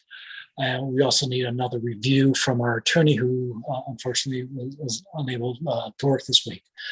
But I think we should keep the public hearing open, but I really want to push for that URI law. And I wish there were more comments about that from the people who are listening, because most of the comments tonight were about good cause. And I think the unconscionable rent increase law is a much more expedient way of handling the situation. Even if good cause passed tonight, the impact would not be felt for months anyhow. Cool. Yeah. And we can definitely make sure that link to, what the state public hearing, which, to just clarify, is about state good cause, totally different. We can make sure that gets out and about. Let's just make sure we stick that around places. Yeah, with the unreasonable rent increase law, I think it's hard for people to kind of parse them out differently, separate from one another, especially because, they have to, you can't, the URI won't work without having good cause mechanisms. And Tim did make it clear, the mayor made it clear, they're being considered simultaneously. But yeah, still agree. It would be nice to hear some more thoughts on that. Stana, did you have any thoughts on this? Basically, on my end, I feel very ready, because these went to public hearing. The first public hearing opened August 11th, and we've gotten something like, That's 5 months. it's 6 months, yeah. And we've gotten over 150 different commenters, some are repeating and keep showing up, and there are new friends who helped us shape these laws, which is awesome. URI came out of comments based on our first couple drafts and stuff. So while we haven't gotten a ton of specific URI comments, I feel like we've gotten a lot on that function. Yeah, I kind of wish, Jane was still here, because so much of her comment, I wish, I don't feel like she understood that what's going on with that law, that we are specifically addressing that problem. And I agree that we're pretty much there with what we've got. There were a couple of comments that I do want to go in with a little bit of a fine tooth comb and make sure that that we possibly arrive. We have several people comment on 120 different parts of 129.33 so that I specifically wanted a minute to look at. But yeah, I don't know. I mean, I hear my colleagues saying they maybe want to leave it open for another meeting for the public hearings. So I mean, I want to honor everybody's thoughts here. So is that what I mean? I heard Michelle say that. How do you feel about it, Bill? About voting tonight? Well, I mean, about whether or not you think we should be continuing the public hearings and. Oh yes, I think we should. There's still. I think we should actually. What I think we should do, we should have another workshop meeting. Should we set a workshop meeting if others want to do that? Where's my calendar?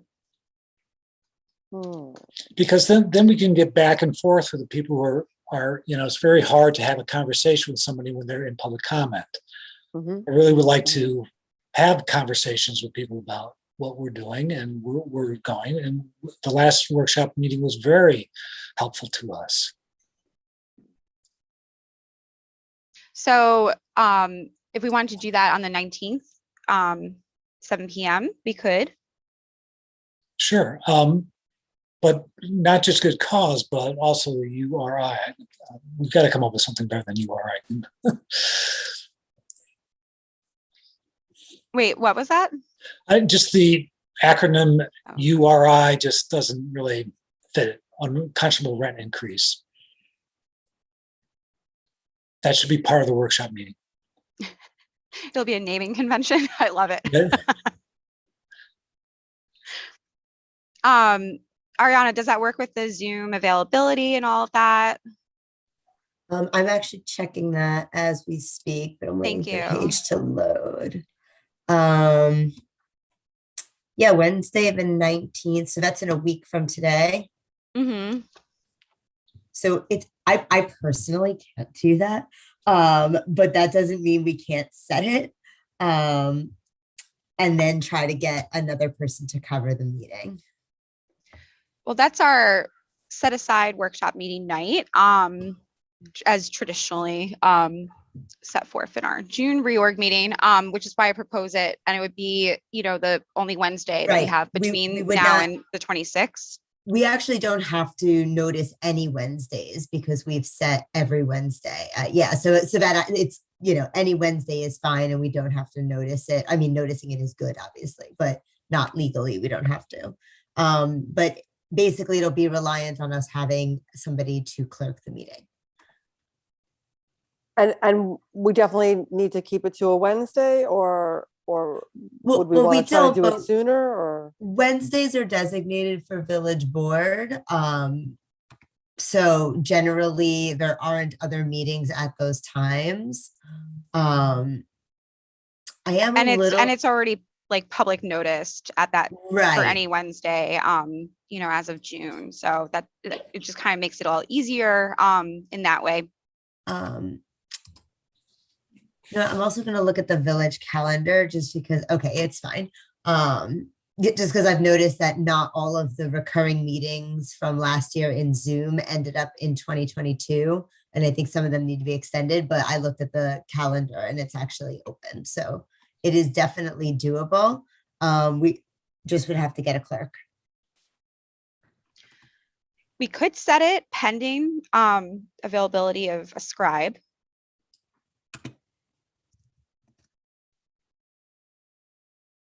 Yeah, I mean, that sounds reasonable.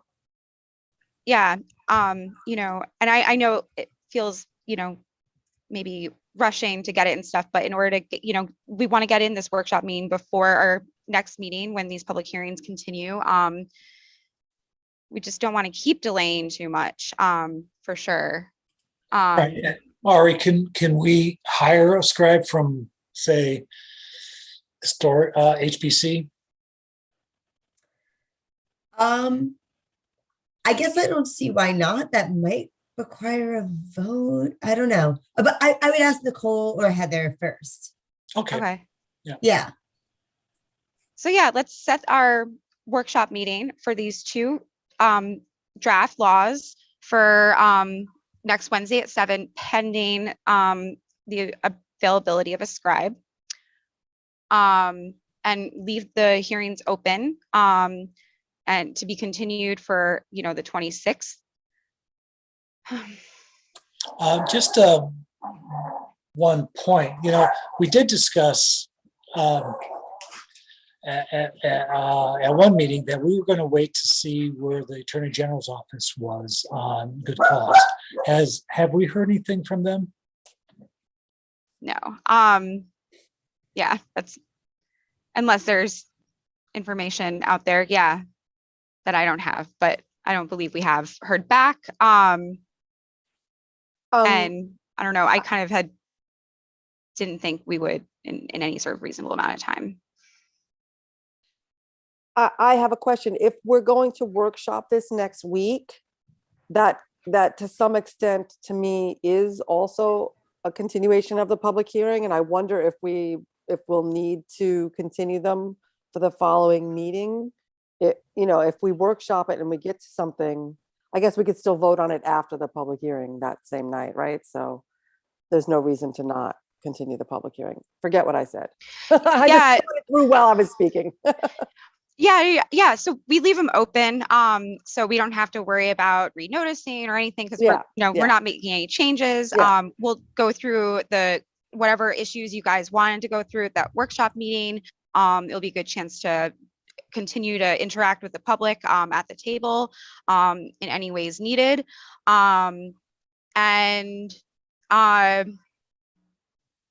Yeah, and if we need, we could even vote that night if we wanted to, without noticing anything.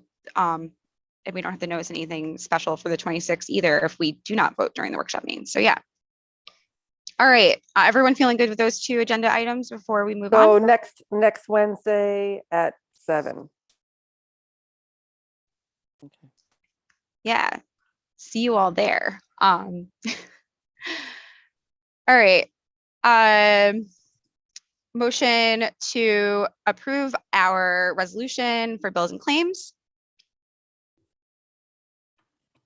Second. All in favor? Aye. Do we have a planning board report?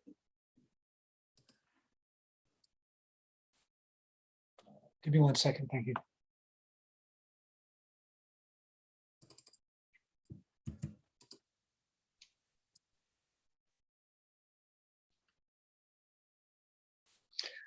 Yeah, the planning board met last week. Sorry, I wanted to call up my notes. And I think couple of main things were discussed. There was a resident next to Zero Place who was concerned about light spill from Zero Place's parking lot, getting onto his property. And I think they've come to an agreement about increasing some of the shrubbery that divides the 2 properties. The other more major proposal came from Floyd Niffen. He's looking to divide a 7.77 parcel into 4 lots to build single-family homes. So there will be a public hearing shortly. An EAF will be required, and those are the 2 main things I wanted to bring up for that. Thanks, Bill. And is there a ZBA report? As I said before, we haven't met. Oh, right. Sorry, thank you. That was a report. All right, so I guess that is it for tonight. Motion to adjourn. Second. Aye. See you all next Aye. week. Thanks, everyone.